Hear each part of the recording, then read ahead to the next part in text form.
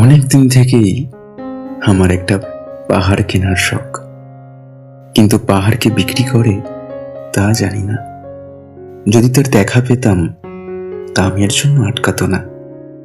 আমার নিজস্ব একটা নদী আছে, সেটা দিয়ে দিতাম পাহাড়টার বদলে। কেনা জানে পাহাড়ের চেয়ে নদীর দামই বেশি। পাহাড় স্থানু, নদী বহমান, তবু আমি নদীর বদলে পাহাড়ই কিনতাম, কারণ আমি ঠকতে চাই। নদীটা অবশ্য আমি কিনেছিলাম একটা দ্বীপের বদলে। ছেলেবেলায় আমার বেশ ছোট্টখাট্ট ছিমছাম একটা দ্বীপ ছিল, সেখানে আসতো অসংখ্য প্রজাপতি। শৈশবে দ্বীপটি ছিল বড় প্রিয়। আমার যৌবনে দ্বীপটি আমার কাছে মাপে ছোট লাগলো। প্রবহমান ছিপছিপে তন্নি নদীটি বেশ লাগলো আমার। বন্ধুরা বলল, ওইটুকু একটা দ্বীপের বিনিময়ে এত বড় একটা নদী পেয়েছিস, খুব জিতেছিস তো মাইরি। তখন জয়ের আনন্দে আমি বিহ্বল হতাম। তখন সত্যিই আমি ভালোবাসতাম নদীটিকে।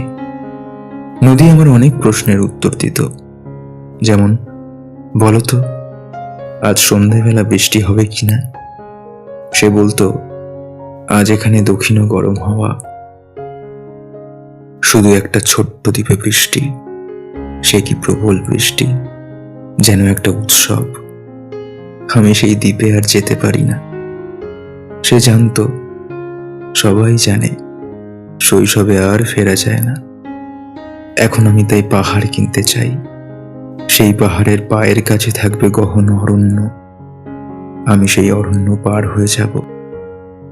তারপর শুধু রুক্ষ কঠিন পাহাড়, একেবারে চূড়ায়, মাথার খুব কাছে আকাশ, নিচে বিপুলা পৃথিবী, চরচরা তীব্র নির্জনতা।